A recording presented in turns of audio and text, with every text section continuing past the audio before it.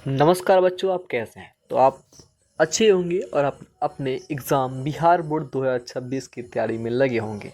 तो आपके तैयारी में चार चांद लगाने के लिए मैं सोनू कुमार आप सभी के साथ आ चुका हूं। आइए हम आप सभी मिलके यह वीडियो को अच्छी तरह से देखिए। तो आज मैं आपको ध्यान रखना है कि आज श्रम विभाजन जाति प्रथा का मैं परिचय लेके आया हूँ। ठीक है। अब यहाँ पे ये जो चैप्टर है इससे कई क्वेश्चन पूछते हैं और कितना बार क्वेश्चंस बिहार बोर्ड पूछ चुका है, क्योंकि जब आप क्वेश्चन बैंक को लगाएंगे तब वहाँ पे आपको यह चीज़ महसूस होगा कि आखिर बिहार बोर्ड कितना बेहतरीन तरीके से चैप्टर से सवाल को पूछता है। और इस चैप्टर के लेखक की बात करेंगे, सबसे पहले आप ध्यान दीजिएगा, श्रम विभाजन और जाति प्रथा। ठीक ना, श्रम विभाजन जाति प्रथा इस चैप्टर का नाम है। अब परिचय की बात करें हम, यानी कि परिचय के मोहताज तो ये चैप्टर के जो लेखक है वो तो है नहीं, लेकिन फिर भी मैं आपको परिचय दूं तो ये चैप्टर के लेखक कौन है बाबू? तो इस चैप्टर का लेखक की बाबू हम बात करेंगे तो वो आपके हैं, इस पाठ के लेखक डॉक्टर भीमराव अंबेडकर हैं। अब डॉक्टर भीमराव अंबेडकर को कौन नहीं जानता होगा? ठीक ना, डॉक्टर भीमराव अंबेडकर को कौन नहीं जानता होगा, यह बात आप सभी को पता होगी। यहाँ पे आप डॉक्टर भीमराव अंबेडकर के बारे में कहोगे सर है कौन, तो इनके बारे में आप जान लीजिए। यह संविधान का जनक है। कौन है? संविधान का जनक। इनको ही संविधान का जनक कहा जाता है और इन्हीं का नाम है डॉक्टर भीमराव अंबेडकर। इन्होंने कई स्त्रियों की शोषण, युवाओं का शोषण, बच्चों का शोषण, दलितों का शोषण से बचाया है। किसको? हमारे देश को। और ये हमारे आज़ादी में भी काफ़ी भूमिका निभाए हैं। ठीक है, आइए हम चलते हैं इसके आगे। अब देखिए इस पाठ के लिए कौन है? डॉक्टर भीमराव अंबेडकर। इनका जन्म की बात करें बाबू तो वो कब हुआ है? 14 अप्रैल। ख्याल रखिएगा, यह क्वेश्चन काफ़ी बार रिपीटेड है। ये जन्म इनका 14 अप्रैल 1891 ईस्वी में। हाल ही में आपका जो त्रैमासिक एग्जाम हुआ है उसमें भी आपका ये क्वेश्चन पूछ चुका है कि भीमराव अम्बेडकर का जन्म कब हुआ था? 14 अप्रैल 1891 ईस्वी में।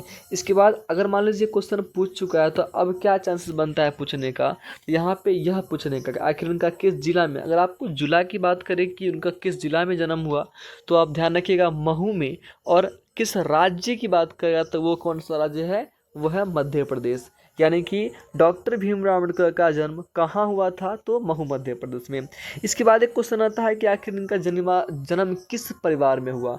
अगर हम परिवार की बात करें तो वो कौन परिवार है? दलित परिवार। दलित मतलब क्या होता है? एक छोटा वर्ग का, जो कि हम लोग जिस वर्ग में जो व्यक्ति आते हैं उनको बहुत ज़्यादा दिक्कतों का सामना करना पड़ता है। आज की दौर दुनिया में देखिएगा, आज भी दलित जो परिवार है उनको बहुत ही संघर्ष करके जीवन जीना पड़ता है। सोचिए 1891 से में जब इनका जन्म हुआ उस समय इनके माता पिता किस कष्ट से इनको पाले होंगे और किस कष्ट से इनको पढ़ाई कराए होंगे, लेकिन आज के लोग भी इस बात को नहीं समझ पाते हैं। अब ध्यान रखिए इनके जो महान जनक हैं, इनके पिता हैं, इनका नाम क्या है? तो वो है रामजी सकपाल। क्या नाम है भाई साहब? रामजी सकपाल। ये किनका? डॉक्टर भीमराव अंबेडकर के पिता का नाम है। और ये बुक में नहीं दिया हुआ है, लेकिन आप इस चीज़ को ख्याल रखिएगा कि पिता का नाम क्या है? रामजी सकपाल। माता का नाम क्या है? तो माता का नाम क्या है बाबू साहब? भीमा बाई है। ये दोनों क्वेश्चन भी कई बार पूछा है। इसके बाद हम चर्चा करते हैं शिक्षा पे कि आखिर डॉक्टर भीमराव अंबेडकर ने पढ़ाई कहाँ से की है। चलिए अब यहाँ पे हम लोग ध्यान देते हैं। तो डॉक्टर भीमराव अंबेडकर की अगर हम शिक्षा की बात करेंगे तो वो प्रारंभिक शिक्षा, मतलब जो कि हम लोग मैट्रिक इंटर करते हैं इसको कहते हैं प्रारंभिक शिक्षा। मैट्रिक तो क्या कहते हैं? प्रारंभिक शिक्षा कहते हैं। लेकिन इसके बाद इन्होंने सबसे पहले कहाँ पढ़ाई किया था? फर्स्ट बार में अमेरिका में और सेकेंड बार में कहाँ पढ़ाई किए थे?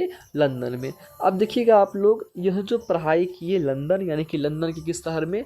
न्यूयॉर्क शहर में। किसे बाबू साहब? न्यूयॉर्क। इस तरीके से होगा, आधा नौ होगा न्यूयॉर्क। ठीक ना, न्यूयॉर्क। या यहाँ पे रेफ पे भी कुछ शब्द होता है, न्यूयॉर्क में रॉ हटा करके रेफ दिया जाता है, न्यूयॉर्क। तो न्यूयॉर्क की अगर हम बात करेंगे तो वो कहाँ है? अमेरिका में है। और उन्होंने किसके प्रोत्साहन से? तो ये क्वेश्चन काफ़ी बार पूछा है, आप यहाँ पे ध्यान रखिएगा कि बड़ौदा नरेश। क्या है भाई साहब? बड़ौदा, ऐसे करके बड़ौदा नरेश। बड़ौदा नरेश के प्रोत्साहन से उन्होंने कहाँ पढ़ाई किया था? तो अमेरिका में, यानी कि न्यूयॉर्क में पढ़ाई किया था। फिर उसके बाद कहाँ पढ़ाई किए? लंदन पढ़ाई किए। ठीक ना, फिर कहाँ? कभी कभी लंदन अगर आपका इंग्लैंड भी दे दें तो इंग्लैंड को ही लंदन कहा जाता है। आप इस चीज़ को ध्यान रखिएगा। ठीक है, चलिए, इसके बाद आगे पूछा गया है कि रचनात्मक व्यक्ति कौन कौन है। मतलब रचनात्मक मतलब क्या होता है कि इनके जीवन में जो व्यक्ति का महत्व रहा है वह कौन कौन से व्यक्ति थे। तो वो थे एक बुद्ध, एक कबीर और एक ज्योतिबा फूले। क्या थे बाबू साहब?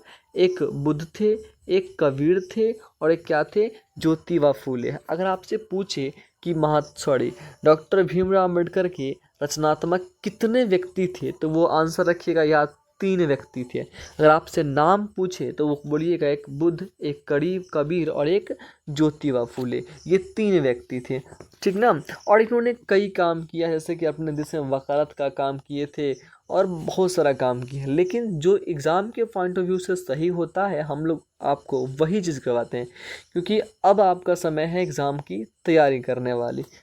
अब यहाँ पे देखिएगा भाई साहब, मृत्यु की बात हम पूछ रहे हैं। अब इनका जन्म हुआ, इन्होंने काम किया, हर एक चीज़ तो बहुत अच्छा से किया, लेकिन मृत्यु कब, कहाँ और कैसे हुआ, ध्यान रखिएगा। इनका मृत्यु जो है वो दिसंबर महीने में 1956 में दिल्ली में हुआ था। जन्म कहाँ हुआ था? महू, मध्य प्रदेश में। कब हुआ? ध्यान रखिएगा 14 अप्रैल 1891 में। लेकिन मृत्यु की हम बात करेंगे तो वह कब हुआ भाई साहब? 1956 में। किस महीने में? दिसंबर महीने में। अगर आपसे जगह की नाम पूछे तो आप ध्यान रखिएगा कहाँ हुआ था? वो हुआ था दिल्ली में हुआ था, ठीक ना। ये जगह का नाम है, ठीक है। इसके बाद हम आगे बढ़ते हैं कि यह कहानी जो कहानी पढ़ रहे हैं, श्रम विभाजन और जाति प्रथा, यह कहानी कहाँ से लिया गया? तो यह कहानी जो है ध्यान रखिए। अब बताइए आप लोग कि आप जिसको देख रहे हैं, किसको? द एनिहिलेशन ऑफ कास्ट को, ये कौन सा लैंग्वेज का है? ये इंग्लिश लैंग्वेज का है। ये तो आपको भी पता है कि ये इंग्लिश लैंग्वेज का है, लेकिन किसी ने तो उसका हिंदी रूपांतरण किया होगा ना। तो उसका हिंदी रूपांतरण जो करने वाले व्यक्ति थे वह कौन थे? ललई। कौन थे? ललई सिंह। कौन थे? ललई सिंह यादव। कौन थे भाई साहब? ललई सिंह यादव। आप इनका नाम ख्याल रखिएगा। कौन थे? ललई सिंह यादव थे इसको हिंदी में रूपांतरण करने वाले, ठीक है। तो आज की कहानी में हम इतना ही पढ़ रहे हैं क्योंकि ये इनका जीवनी हुआ। अब जो हम इसको आगे कंटिन्यू करेंगे तो उसमें बहुत ज़्यादा लंबा हो जाएगा, डीप हो जाएगा। हम आपको नेक्स्ट पार्ट में इसका जो कहानी का सारांश है, जो सब्जेक्टिव क्वेश्चन है, मैं आपको करवाऊंगा। लेकिन आप इस बात को ध्यान रखिए, अगर आप इस वीडियो को अच्छे से अगर देख लेते हैं तो आपके एग्ज़ाम में 5 नंबर छूटने वाला नहीं है, ठीक ना। 5+ नंबर आपको इस वीडियो से हो जाएगा। मैं आपको 100% गारंटी देता हूँ, 100% गारंटी है कि 5+ नंबर हो जाएगा इससे, ठीक ना। ओके, तो आप इस बात को ध्यान रखिए, हमारी बातों को ध्यान रखिएगा। आपको एग्ज़ाम में हमारी बातें ज़रूर ख्याल आएगी, क्योंकि आप कहोगे कि सर ने हमें उस समय बताया लेकिन मैंने इस बात को ध्यान नहीं दिया। चलिए चलते हैं फिर मिलते हैं आपको एक नए वीडियो, एक नए ज्ञान के मार्ग की तरफ। थैंक यू, तब तक जय हिंद, जय भारत।